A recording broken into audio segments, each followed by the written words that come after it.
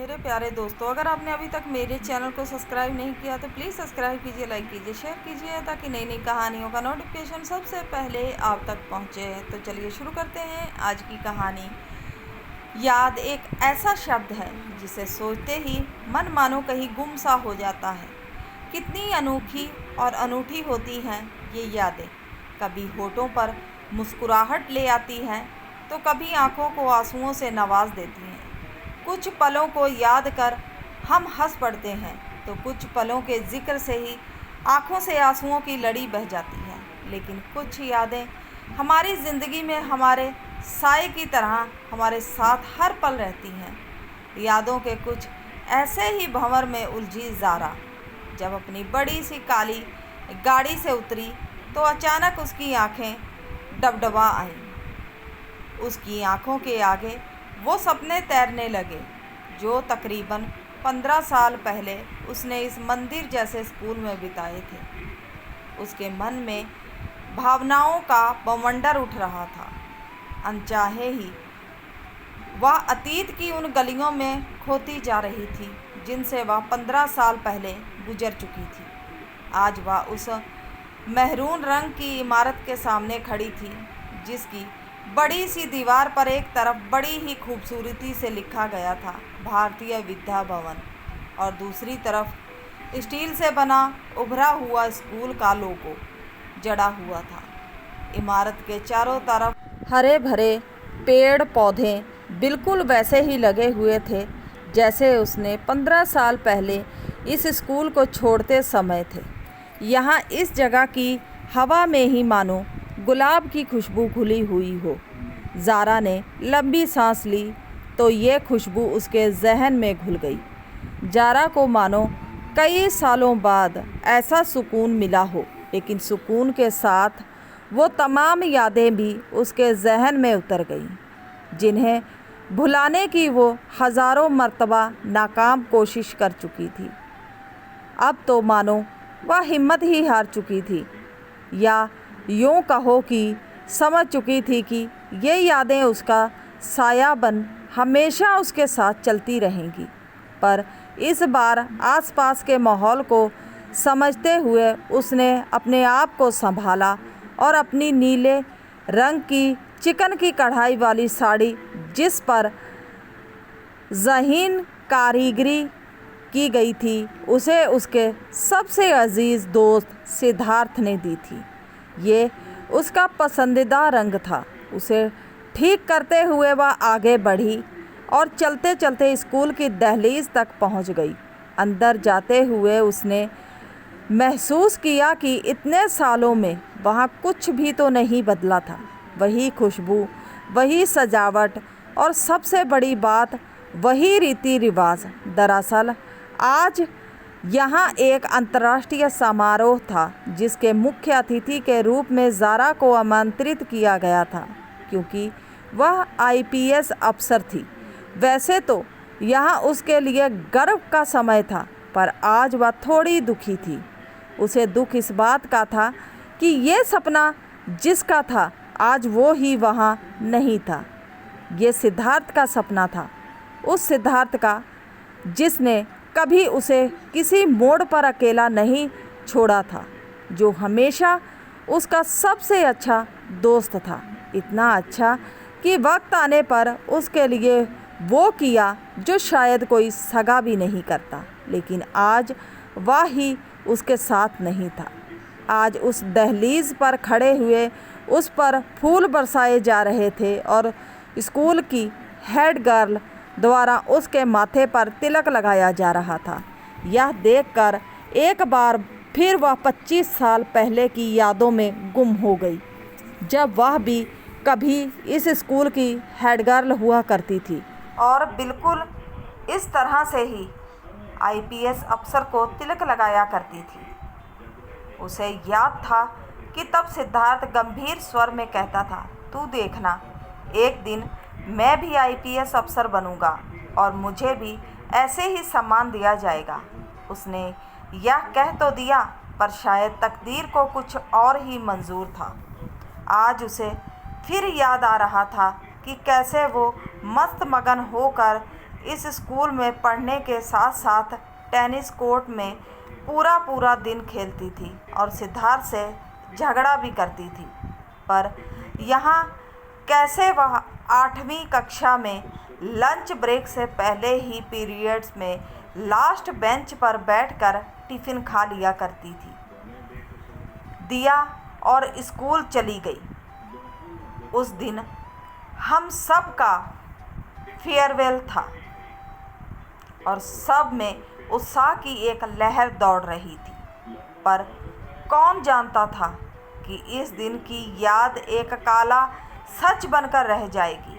हम सब स्कूल के ऑडिटोरियम में थे कि तभी गोली चलने की आवाज़ कानों में गूंज गई और हॉल में भगदड़ मच गई।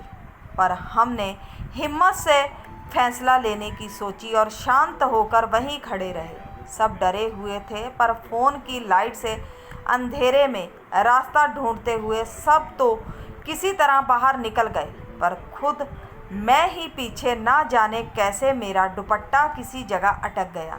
मैं हड़बड़ाकर उसे निकालने की कोशिश करने लगी, पर अचानक एक गोली चलने की आवाज़ आई और फिर महसूस हुआ कि वह गोली तो मेरे ही माथे से छूकर गुजर गई थी। एक पल में अंधेरे में भी आंखों के आगे अंधेरा छा गया था। मैं नहीं जानती कि उसके बाद क्या हुआ, कैसे मैं उस हाल से बाहर निकली, कैसे मैं अस्पताल पहुंची। बस जानती हूँ तो इतना कि जब होश आया तो महसूस हुआ कि मेरी ज़िंदगी का रुख इस आंधी ने बुरी तरह से मोड़ दिया। सिद्धार्थ ने मुझे बताया था कि उन गुंडों को पुलिस ने गिरफ्तार कर लिया था। वो क्यों आए ये तो उसने नहीं बताया। ये भी तब बताया था जब मैं पूरी तरह से होश में नहीं थी। जब होश में आई तो महसूस हुआ कि चारों तरफ अंधेरा था। पहले तो लगा कि वहम है या सपना है, पर नहीं, यह हकीकत थी, एक कड़वा सच जिसे वो चाहकर भी अपना नहीं पा रही थी। मैं अपनी आंखों की रोशनी खो बैठी थी। काफ़ी मुश्किलों से उसने अपने बिखरते अस्तित्व को संभाला था, लेकिन कहते हैं ना, हर अंधेरी रात अपने साथ नई सुनहरी सुबह भी लाती है। वैसे ही ज़ारा ने भी उम्मीद के साथ अपने आप को ज़िंदगी के इस नए ढांचे में ढाल लिया और अपनी कमज़ोरी को अपनी ताकत बना लिया और बिल्कुल सहज तरीके से जीना शुरू कर दिया। उधर उसकी माँ, पापा और बाकी सभी रिश्तेदारों ने उसके लिए एक डोनर की तलाश शुरू कर दी थी। आखिर कब तक वे अपनी लाडली बेटी को इस हालत में देखते समय कब किसी के लिए रुका था जो अब रुक जाता। जनवरी से अप्रैल कब निकल गया किसी को पता ही नहीं चला। पूरे 5 महीने हो गए थे उस हादसे को। अब तो ज़ारा को भी मानो इस अंधेरी रात की आदत सी हो गई थी। उसने हादसे के बाद भी बोर्ड की परीक्षा अच्छी तरह पूरी मेहनत और लगन के साथ दी थी। आज 24 अप्रैल था, उसका बर्थडे, एक ऐसा दिन जब उसे तोहफे में सबका प्यार, दुलार और सुंदर सुंदर उपहार मिलते हैं। इस बार भी वह खुश थी, पर कहाँ जानती थी कि आज ही उसकी बेरंग ज़िंदगी में एक नया मोड़ आने वाला था। आज हमेशा की तरह सिद्धार्थ घर आया। उसके आने की आहट और उसके वही परफ्यूम की महक जो मेरे आसपास को महका देती थी। ज़ारा को उसके आने का पता चल गया। उसके आने से ही मानो ज़ारा खुश हो गई, क्योंकि उसे पता था कि इस बार भी उसका गिफ्ट सबसे हटकर होगा। वो आया और उसके पास बैठ गया। उसने उसे बताया कि वो शहर से बाहर थोड़े दिन के लिए कहीं दूर छुट्टियों पर जाना चाहता था। उसकी यह बात सुनकर थोड़ी सी हैरानी तो हुई थी उसे, पर फिर सोचा कि 12वीं की परीक्षा है, जिसके बाद थोड़े दिनों के लिए कहीं जा रहा होगा। वो ये सब सोच ही रही थी कि तभी उसने उसके हाथ में एक लिफाफा पकड़ा दिया और कहा कि इसमें बहुत ही कीमती चीज़ है जिसे वो उसे सौंप रहा था, लेकिन उसने उसे वो खोलने नहीं दिया और चुपचाप बिना कुछ कहे ही वहाँ से चला गया। जब उसका भाई आया तो ज़ारा ने उसे वो लिफाफा दिया और खोलने को कहा। उसको खोलने पर पता चला कि उसमें एक फ़ोटो फ्रेम था जिसमें उन दोनों के फ़ोटो थे और साथ ही एक चिट्ठी भी थी जिसमें कुछ लिखा था, जिसे पढ़कर उसकी आंखों से आंसुओं की बूंदें लुढ़क आईं। सिद्धार्थ को लास्ट स्टेज कैंसर था और उसका ट्रीटमेंट भी अब नहीं हो सकता था। जाते जाते उसने अपनी आंखें ज़ारा के नाम कर दी थी। ये सब सुनकर उसकी आंखें नम हो गई। वैसे तो उसे खुश होना चाहिए था कि उसे उसकी अंधेरी दुनिया में एक बार फिर एक रोशनी की किरण कहीं किसी कोने से आती काले बादलों को हटा रही थी, पर आज वो खुश नहीं बल्कि दुखी थी इस बात से कि वो कैसे इतनी खुदगर्ज हो गई कि वह उस दोस्त के साथ ना दे सकी जिसने ज़िंदगी के हर मोड़ पर उसका साथ दिया था। सिद्धार्थ ने कभी भी उसको ऐसा फील ही नहीं होने दिया कि वह कमज़ोर है, बल्कि वह तो हमेशा की तरह उसको हिम्मत देता रहा और उसे ज़िंदगी से डट कर लड़ना सिखाता रहा। पत्र में उसने लिखा था, सिर्फ अपनी आंखें ही नहीं, उनसे देखे सपने भी तुम्हें सौंप कर जा रहा हूँ। अब उन्हें पूरा करना तुम्हारा काम। वह खुद तो चला गया पर मुझे एक नई ज़िंदगी दे गया, ऐसी ज़िंदगी जिसमें रंग भी थे और जीने का एक मकसद भी। सिद्धार्थ के जाने के बाद मानो मैंने ठान लिया कि उसके सपने को मैं पूरा करके ही रहूँगी और शायद इस वजह से ही आज मैं इस मुकाम तक पहुँच पाई थी। सिद्धार्थ का आईपीएस बनने का सपना उसने पूरा किया। उसकी आंखों के सपने को उसने अपनी मेहनत और लगन से पूरा कर दिखाया था। ज़ारा इतनी गुम थी उन गलियों में कि उसे पता ही नहीं चला कि कब फंक्शन ख़त्म हुआ और वह कब अपनी गाड़ी में बैठ गई थी।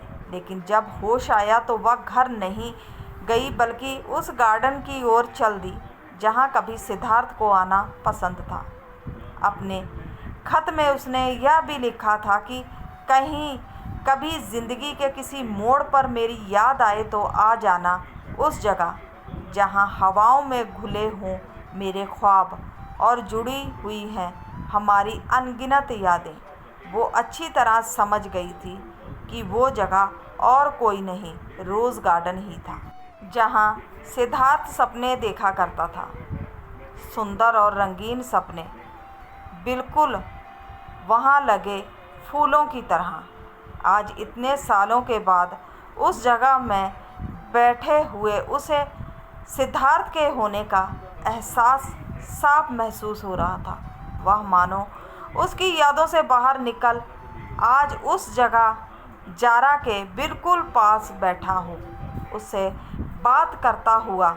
उसके होने के एहसास भर से उसे 15 सालों की थकान से आराम मिल गया हो। उसे समझ आया कि ऊपर वाले ने उसको सबसे बहुमूल्य नजराना दिया था, उसका दोस्त, उसका साथी सिद्धार्थ।